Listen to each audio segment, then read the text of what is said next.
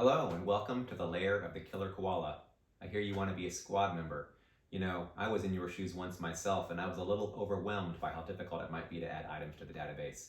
But let me assure you it's easy. Take a look at all these items behind me. I added them all to the database myself and I'm going to show you how to do it. So I picked up a pretty cool Matchbox I'd like to add to the database, and normally we would simply use our hobbyDB scanner and scan the UPC code on the back, but Matchbox and Hot Wheel and a lot of other model car manufacturers recycle the UPC code, so unfortunately that's not possible because there might be hundreds of results. Luckily, they do have a unique reference number that we can use to search for this item. So I'll simply go to the hobbyDB database items, filter by the reference number, and see if this item exists. And unfortunately, it does not, so now it's time for me to figure out how to add it to the database.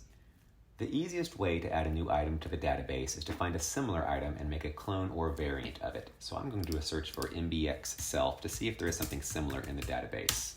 And we're lucky in this situation that there is an identical car with a different paint color. So we can select that car, new item, add variant.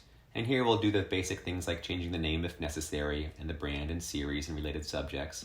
Always make sure to change the year to match the correct one, as well as any reference number or UPC information that might have changed.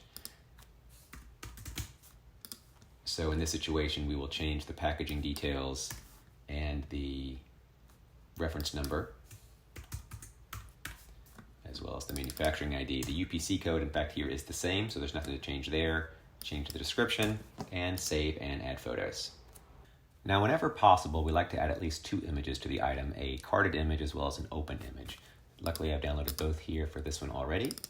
We'll upload these now. We like the carded image to be the main photo and the open image to be the set as show on search photo. So I'll make those changes now.